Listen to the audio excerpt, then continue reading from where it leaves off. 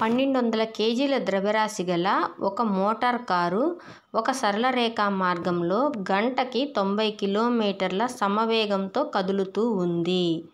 4 సెకన్ల పాటు పనిచేసిన అసమతుల్య బాహ్య బలం వల్ల దాని వేగం గంటకు 18 కిలోమీటర్లకు తగ్గించబడినది. త్వరణాన్ని మరియు ద్రవ్యవేగంలో మార్పులను లెక్కించండి. కావలసిన బల పరిమాణాన్ని లెక్కించండి అన్నాడు. అంటే ఇక్కడ ఎన్ని కనుక్కోవాలి చూడండి. త్వరణాన్ని కనుక్కోమన్నాడు, ఏని కనుక్కోమన్నాడు. నెక్స్ట్ ఇంకేం చెప్పాడు, ద్రవ్యవేగంలో మార్పును కనుక్కోమన్నాడు. ద్రవ్యవేగంలో మార్పు అంటే P=mv - muని కనుక్కోమన్నాడు. ఇంకా ఏం కనుక్కోమన్నాడు, బలాన్ని కనుక్కోమన్నాడు. F=ma. ఫస్ట్ త్వరణం కనుక్కుంటే బలాన్ని కనుక్కోవచ్చు. నెక్స్ట్ ద్రవ్యవేగంలో మార్పును కనుక్కోవచ్చు. ఫస్ట్ ఇక్కడ ఏమేమి ఇచ్చాడు డేటా రాసుకుందాం. ద్రవ్యరాశి ఎంత 1200 కేజీలు అన్నాడు. నెక్స్ట్ దాన్ని ఫస్ట్ ఏ వేగంతో వెళ్తుంది, 90 కిలోమీటర్ల వేగంతో వెళ్తుంది. ఎంతకు, గంటకు 90 కిలోమీటర్ల వేగంతో వెళ్తుంది. మనము మీటర్లోకి మార్చుకోవాలి కిలోమీటర్లో ఇచ్చినప్పుడు. 90 × 5/18. మీరు 5/18 వేయాలా 18/5 వేయాలా అన్నప్పుడు చిన్న కన్ఫ్యూజన్ వస్తుంది. ఈజీగా గుర్తుపెట్టుకుందాం. మనం కిలోమీటర్ని మీటర్లోకి మార్చడానికి, మీటర్ని కిలోమీటర్లోకి మార్చడానికి 5/18 లేదంటే 18/5ని వాడతాం. ఇక్కడ కిలోమీటర్ని దేంట్లోకి మారుస్తున్నాం, మీటర్లోకి మార్చుతున్నాం. అంటే 18 5లో ఏది చిన్నది, 5 చిన్నది. సో 5 ఏంటంటే చిన్నది వేసుకోవాలి. కిలోమీటర్ కంటే మీటర్ చిన్నది కాబట్టి పైన చిన్న విలువ రావాలి అని గుర్తుపెట్టుకోండి. అంటే 90 × 5/18 వేస్తాం. 18 5లో 90, 5 5లో 25. తొలి వేగం ఎంత, 25 మీటర్/సెకండ్. నెక్స్ట్ తుది వేగం ఎంత, ఆ తర్వాత టైం ఎంత ఇచ్చాడు, 4 సెకండ్ల పాటు అన్నాడు. సో టీ వచ్చి 4 సెకండ్లు. తర్వాత ఎంత వేగానికి తగ్గించబడింది, 18 కిలోమీటర్లు గంటకి.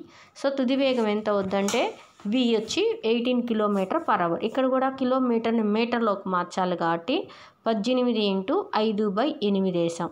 18 క్యాన్సిల్ అయితే 5 మీటర్/సెకండ్ అవుద్ది.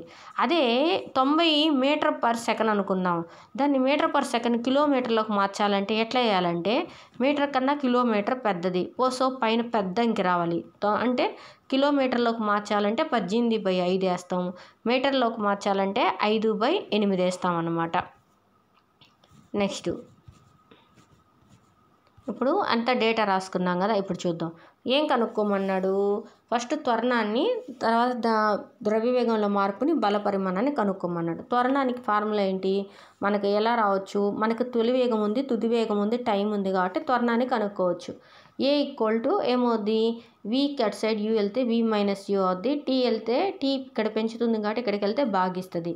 ఇక్కడ మనం మీటర్లోకి మార్చుకున్నాక ఏమైంది, తుది వేగం కాస్త 18 km/h అనేది 5 మీటర్ల/సెకండ్కి మార్చుకున్నాం. 5 - తొలి వేగము 90 అనేది 25కి మారింది మనకు మీటర్లోకి మారిస్తే. 5 - 25 టైం ఎంత, 4 సెకండ్లు. సో -20/4 అంటే -5 మీటర్/సెకండ్². త్వరణం ఏంటి, -5 మీటర్/సెకండ్². ఇప్పుడు ఏ ఉంది కాబట్టి డైరెక్ట్గా బలం కనుక్కునేద్దాం. F=ma. ద్రవ్యరాశి ఎంత 1200 కేజీలు కాబట్టి 1200 × -5 -6000 న్యూటన్ల బలం పనిచేసింది. ఇక్కడ ఎందుకు మైనస్ వచ్చిందంటే అక్కడ బలం వేగం అనేది తగ్గింది. అంటే ఫ్రిక్షనల్ ఫోర్స్ అనేది పనిచేసి దాని వేగాన్ని తగ్గించింది కాబట్టి అది రుణత్వరణం అవుతుంది.